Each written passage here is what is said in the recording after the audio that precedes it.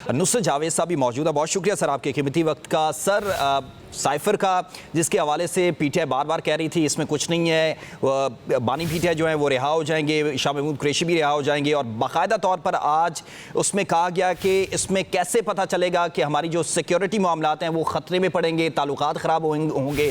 ये रिमार्क्स दिए गए हैं और सवालात किए गए प्रोसिक्यूटर से। जी सर।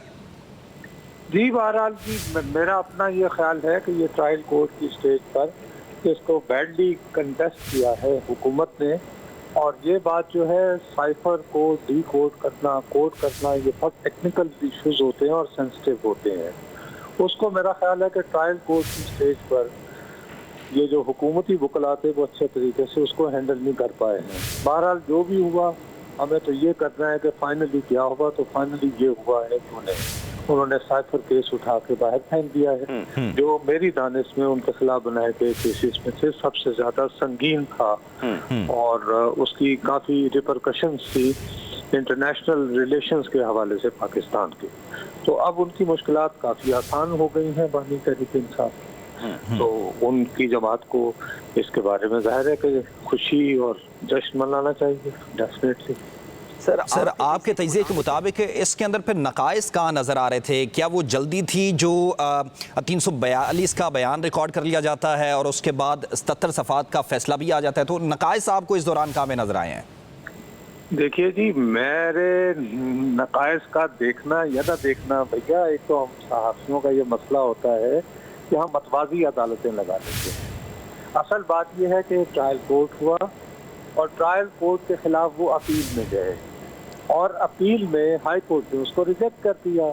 अब जाहिर है कि काम पाकिस्तानी के होते हुए हम तो उन्हीं नकात पर गौर करेंगे और उन्हीं पे तवज्जो देंगे जो कि हाई कोर्ट ने उनको जो है वो जो सज़ा सुनाई गई थी उसको ख़त्म करने के लिए दिए हैं।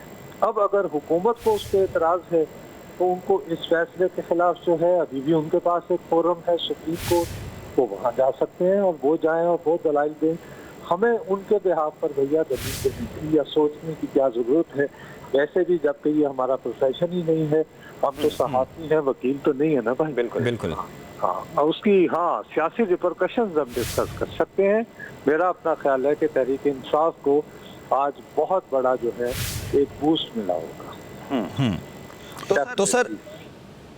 तो सर ये भी कहिएगा कि ये तो वही चीफ जस्टिस है ना जिनके खिलाफ पीटीआई सोशल मीडिया पर कैंपेन्स भी करती रही है, और यही बानी पीटीआई हैं, इसी चीफ जस्टिस आमिर फारूक साहब के ऊपर अदमतमाद भी जाहिर करते रहे। तो आज उन्होंने एक बहुत बड़ा फैसला दिया है, उनके हक में दिया है, तो आप सोशल मीडिया पे फिर क्या देख रहे हैं?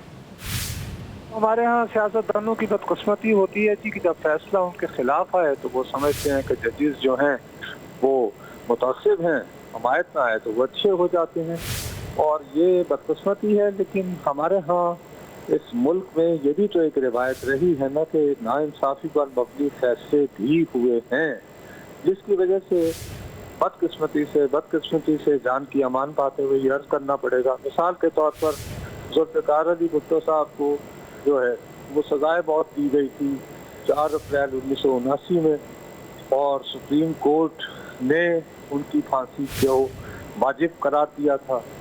लेकिन 2024 में हमें पता चलता है कि वो सज़ा गलत सुनाई गई थी। उस चीज़ को जहन में रखते हुए अगर कुछ सियासी जमातें या सियासी कायदीन जो हैं अदालत की तरफ से आए फैसलों पर सवालात उठाएं तो वो भी जस्टिफाइड समझे जाएंगे। लेकिन बहरहाल अमूमी यही रवैया होता है कि अगर किसी सियासतदान के हक़ में फैसला आए तो वो अदालत से खुश है, अगर उसके खिलाफ आए तो वो कहेगा कि मुतासिब हैं और हुकूमत से मिल गए। क्या करें, ये होता है, it's part of the game. ठीक है सर, आप साथ रहिएगा।